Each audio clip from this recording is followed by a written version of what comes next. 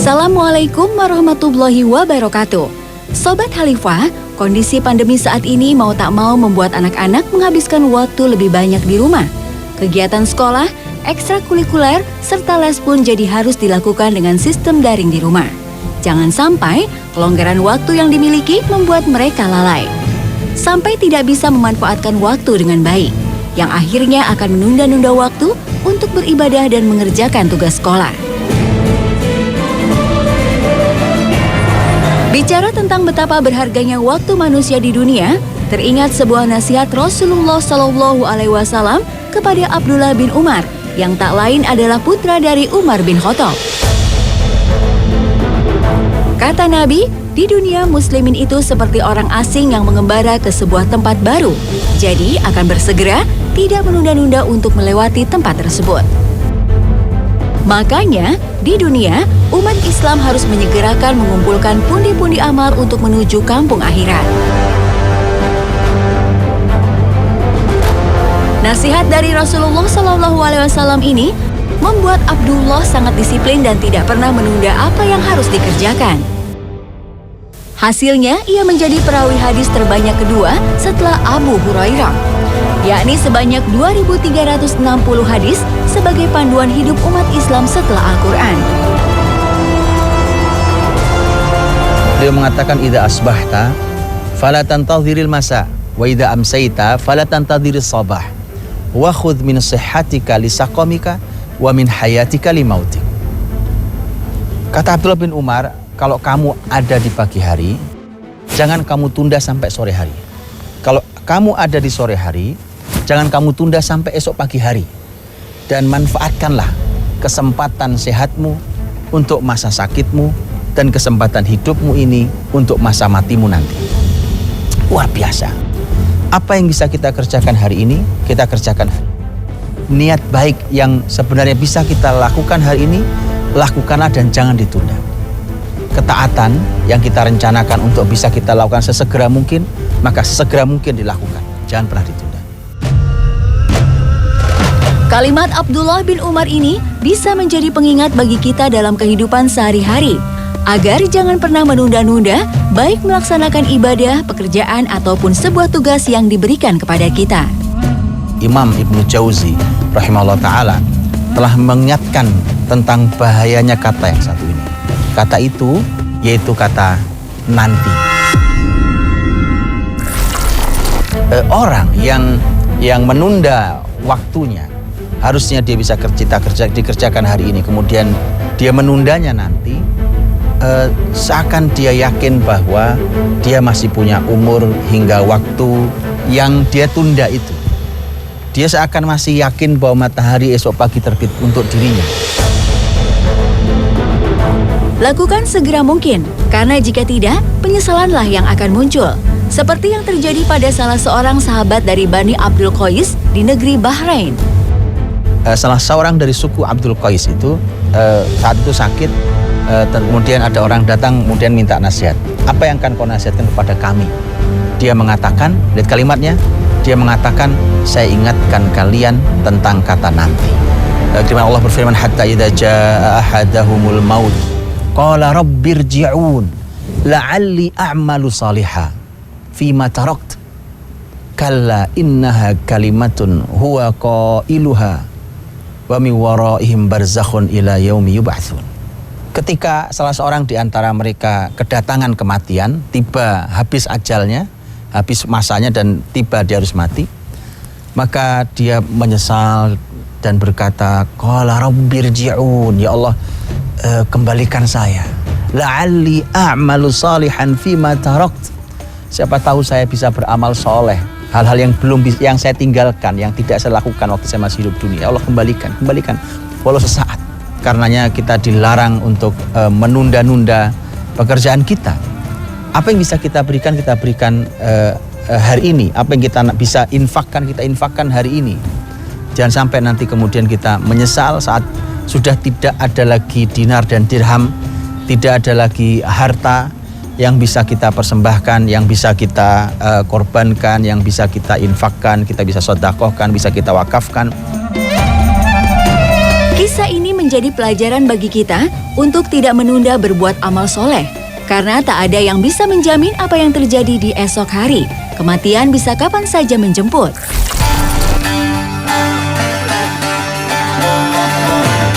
Sobat Khalifah, apa yang menjadi penyebab terbesar seseorang suka menunda-nunda waktu? Jawabannya adalah panjangnya hayalan. Orang yang panjang hayalan akan senang berdiam diri dan tidak melakukan aktivitas apapun. Mereka merasa dengan begitu semua kewajiban dapat terselesaikan. Generasi salafus soleh, generasi orang-orang soleh dahulu, mereka mengingatkan tentang yang namanya tulul amal. Orang terlalu panjang berhayal. Imam Al-Hasan Al-Basri rahimahullah ta'ala, lagi-lagi beliau mengatakan pernah berkumpul 3 orang ulama. Kemudian mereka membahas tentang tulul amal, tentang orang yang panjang hayalannya, yang menunda, berkata nanti saja, mungkin masih bisa bulan depan, mungkin masih bisa esok hari. 3 ulama ini berdialog tentang bahwa kita tidak boleh punya angan panjang, angan-angan itu. Satu di antara mereka berkata bahwa kalau saya itu kalau memasuki 1 bulan, sebuah bulan tertentu, maka saya memasang dalam diri saya khawatir tidak bertemu dengan bulan berikutnya. Maka kemudian dikatakan oleh 2 ulama yang lainnya, kalau begitu itu masih panjang angan-angannya, karena masih 1 bulan namanya.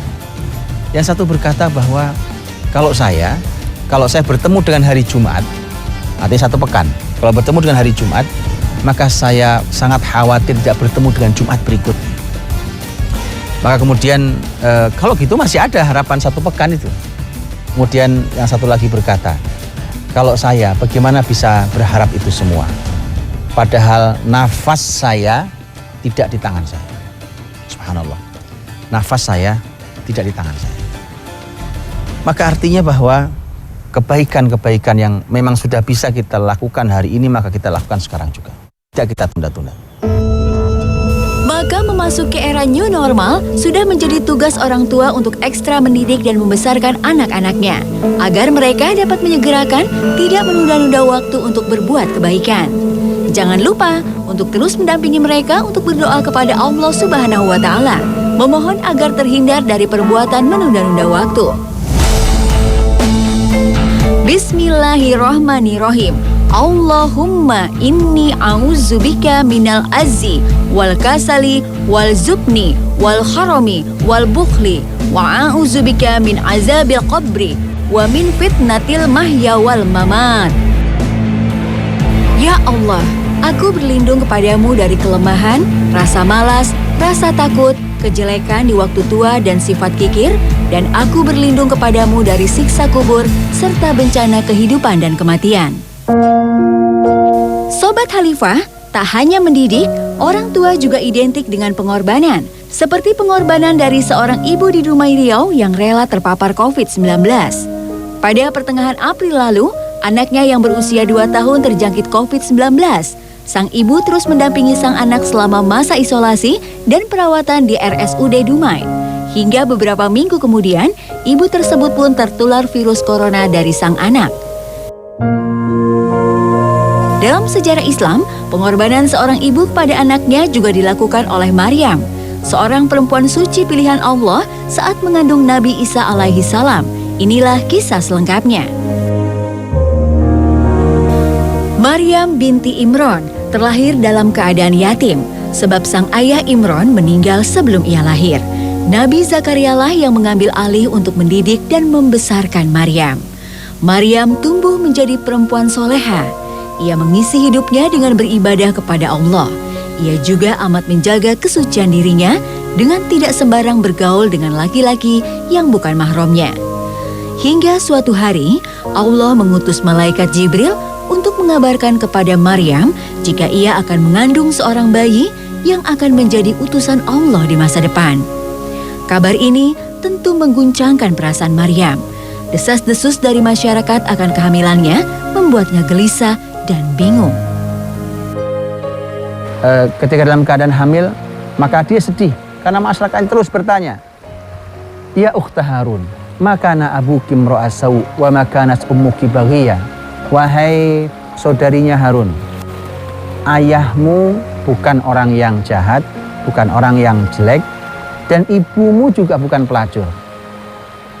Pertanyaan yang halus tapi sangat menyakitkan. Karena pertanyaannya seakan ingin menanyakan bahwa bagaimana kau bisa hamil? Padahal kamu datang dari ayah yang baik, ibu yang baik, dan saudara yang baik. Tidak ada yang bisa dia jawab. Kemudian bahkan dia menjauh dari masyarakatnya. Lihat bagaimana pengorbanan seorang bunda. Bagaimana dia menjauh demi anaknya, demi kandungannya. Begitu menjauh, datanglah putus asa. Ini manusiawi sekali, datanglah putus asanya. Sampai kemudian fa'aja ahal makhadu ila jid'in nakhlah qalat ya laitani mittu qabla hadha wa kuntu nasyan mansiya. Ketika dia sudah mulai merasakan perutnya sakit karena mau melahirkan, maka dia bersandar di pohon korma, kemudian datang putus asa dan dia mengatakan, andai aku mati sebelum ini, maka aku menjadi orang yang dilupakan oleh masyarakatku. Tidak perlu aku harus seperti ini. Putus asa dan kehilangan semangat hidup melingkupi Maryam yang saat itu sedang mengandung Nabi Isa alaihi salam. Namun keinginannya untuk berkorban demi sang anak jauh lebih besar. Atas pengorbanannya, Allah memberi ganjaran kepada Maryam berupa hiburan kepadanya. Maka Allah hibur, Allah berikan hiburan. Langsung Allah yang memberikan hiburan melalui malaikatnya. Diberikan berbagai macam hiburan. Air sungai gemericik yang layak untuk diminum airnya. Kemudian korma rutop yang masak yang begitu diguncang dia berjatuhan, dan kemudian silahkan dimakan rutopnya, silahkan diminum airnya, dan jangan bersedih hati, bersenang hatilah wahai bunda. Hiburan yang langsung datang dari Allah, langsung datang dari malaikatnya, dan itu semuanya diberikan sebagai balasan dari pengorbanan sang bunda bagi putra yang dikandungnya. Maka juga pelajaran buat kita bahwa mari para bunda tidak usah berharap pada siapapun, dan yakinlah bahwa tidak ada pengorbanan bunda yang sia-sia. Pengorbanan ibu bahkan Allah langsung yang akan membalasnya. Ikhlaskan itu, maka Allah akan memberikan balasan yang istimewa bagi semua pengorbanan ibu. Sobat Khalifah, kisah orang tua yang berkorban untuk anak-anaknya seringkali membuat kita tergugah hingga menitikkan air mata. Orang tua rela merasakan pedihnya hidup agar anak-anaknya bahagia, merasakan lelah agar anak-anaknya tumbuh sehat, merasakan lapar agar anak-anaknya dapat makan. Di zaman Rasulullah Shallallahu Alaihi Wasallam ada kisah bagaimana seorang ibu yang miskin mendatangi Aisyah radhiyallahu anha untuk meminta sedikit rezeki. Di masa Rasul Shallallahu Alaihi Wasallam ada peristiwa yang sungguh luar biasa, langsung diceritakan oleh Ummul Mukminin Aisyah radhiyallahu anha. Kata beliau, suatu hari datang kepadaku seorang ibu dengan 2 orang putrinya yang masih kecil-kecil. Sang ibu yang miskin ini datang minta makan, karena tidak ada yang bisa dimakan untuk dia dan 2 putrinya. Qadarullah, Aisyah juga tidak punya makanan. Aisyah mengatakan hanya ada 1 biji korma ini. Maka Aisyah memberikan sebutir korma itu. Diterima oleh sang ibu, oleh ibunya dibelah menjadi 2. Itu dibelah menjadi 2, yang setengah diberikan pada putrinya yang 1, dan setengahnya lagi diberikan kepada putrinya yang kedua, dan sang ibu tidak makan. Dia yang penting anaknya makan. Ibu tidak masalah tidak makan, tapi yang penting anaknya yang makan. Dan selalu begitulah ibu. Karena ibu selalu istimewa dalam urusan makanan, yang ibu tidak bisa makan karena mengingat anak-anaknya, atau setiap ibu makan ingat anaknya, atau bahkan kalau makanan tidak cukup maka makanlah kau nak, ibu tidak perlu makan, yang penting kau bisa makan. Pengorbanan luar biasa, pengorbanan yang sangat istimewa dari seorang ibu.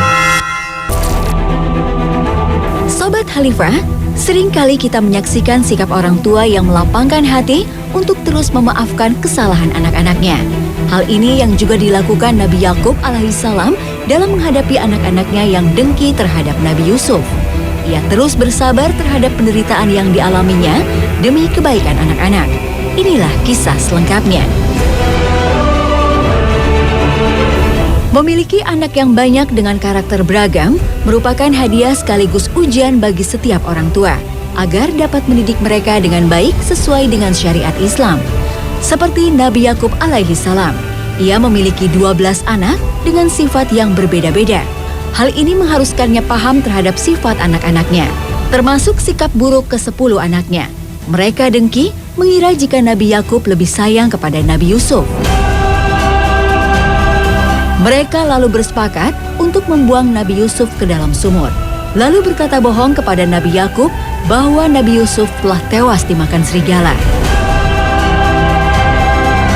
Al-Quran menggambarkan dengan sangat lengkap dalam surat Yusuf bagaimana dia punya anak-anak, tetapi terjadi iri di antara anak-anak beliau ini, bahkan sampai bertindak tindakan yang tidak selayaknya, sampai Yusuf harus dibuang ke dalam sumur, sampai akhirnya Yusuf harus menjauh dan menghilang dari wajah ayahnya, yaitu Yakub yang sangat mencintai Yusuf. Bahkan memang Yusuf lebih dicintai dari saudara-saudaranya yang lain karena Yusuf punya kedua ketampanan wajah dan ketampanan akhlaknya. Hal inilah yang membuat Yakub sangat mencintai Yusuf, tapi Yusuf hilang. Yakub juga tidak tahu, tapi Yakub tahu bahwa Yusuf masih hidup, walaupun saudara-saudaranya mengabarkan bahwa Yusuf telah mati. Nabi Yakub pun dirundung kesedihan yang panjang. Berhari-hari ia menangisi kematian Nabi Yusuf hingga matanya menjadi buta. Sampai sekian lama tidak bertemu, Yakub yang sedih karena kehilangan anak yang sangat dicintainya itu, kesedihan yang terpendam lama, kemudian bercampur dengan kemarahan, maka hasilnya adalah Yakub buta. Dengan izin Allah, singkat kata dengan izin Allah, mendapatkan kabar bahwa Yusuf masih hidup. Hanya sekedar Yakub mendapatkan aroma baju Yusuf, Yakub bisa melihat kembali. Inilah orang tua. Ini orang tua. Hatinya, rasanya terkait selalu dengan anak-anaknya. Orang tua yang berkorban rasa. Yakub berhadapan dengan dua hal sekaligus. Dia sangat merindukan Yusuf dan sedih karena berpisah dengan Yusuf. Tetapi Yakub juga kecewa, marah dengan saudara-saudari Yusuf yang berbuat tidak baik pada Yusuf. Tetapi lihatlah ketika nanti semua berkumpul di Mesir. Yusuf sebagai pemimpin Mesir, dimuliakan Allah dengan menjadi pemimpin Mesir, maka dipanggillah semua, dikumpulkan oleh Yusuf, keluarga besarnya dipanggil ke Mesir. Itu dipanggil ke Mesir, kemudian anak-anak Yakub yang membuang Yusuf dulu, 10 anaknya itu meminta maaf pada ayahnya dan mengakui kesalahannya. Kemudian Yakub yang sebenarnya kecewa karena harus berpisah sekian lama dengan Yusuf yang sangat dicintainya.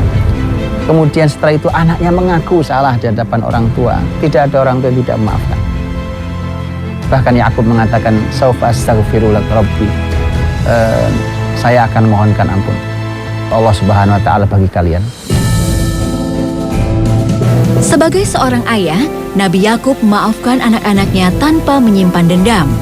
Pengorbanannya kemudian mendapat balasan yang indah dari Allah di kemudian hari. Semua anak Nabi Yakub menjadi orang-orang penting dan pembesar negeri.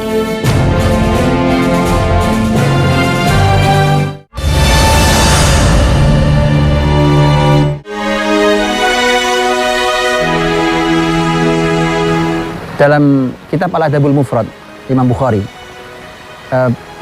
meriwayatkan kisah Abdullah bin Umar radhiyallahu anhu di Mekah di samping Ka'bah. Suatu hari Abdullah bin Umar menyaksikan seorang laki-laki dari Yaman tawaf sambil menggendong ibunya. Sambil tawaf dia menggendong ibunya, di siang hari terik matahari bercucuran keringatnya. Tawaf 7 putaran, bukan hal yang sederhana. Kemudian begitu selesai, orang ini, laki-laki ini datang menemui Abdullah bin Umar radhiyallahu anhu, kemudian berkata, "Wahai Abdullah bin Umar, aku telah menjadi kendaraan bagi ibuku. Fahal ra'aita anni qad jazaituha? Apakah menurutmu aku telah membalas kebaikan ibuku selama ini?" Jawaban Abdullah bin Umar radhiyallahu anhu mengejutkan buat kita semuanya. La wala zafratun wahidah. Kata Abdullah bin Umar, tidak. Bahkan kau tidak bisa membalas hanya sekali ibumu mengerang dulu kesakitan saat mau melahirkanmu. Itu saja tidak terbalas dengan semua kelelahanmu berputar 7 kali putaran tawaf menggendong ibumu bercucuran keringat. Tak terbalaskan, selalu tidak terbalaskan. Anak sebaik apapun pada ibunya, kepada bapaknya, dia tidak akan pernah bisa membalas semua kebaikan bapak ibunya. Karenanya dari semua kisah ini, maka wajar sekali kalau orang tua adalah manusia yang paling mulia dalam kehidupan kita. Karenanya diletakkan langsung di bawah Allah dan Rasulnya. Maka muliakan orang tua.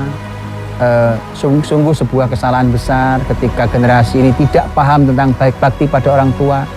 Apa saja yang membuat kita diridhoi Allah dengan bakti kita pada orang tua, apa saja jenis bakti pada orang tua, dan anak-anak harus belajar, harus tahu bahwa apa saja yang termasuk durhaka pada kedua orang tuanya.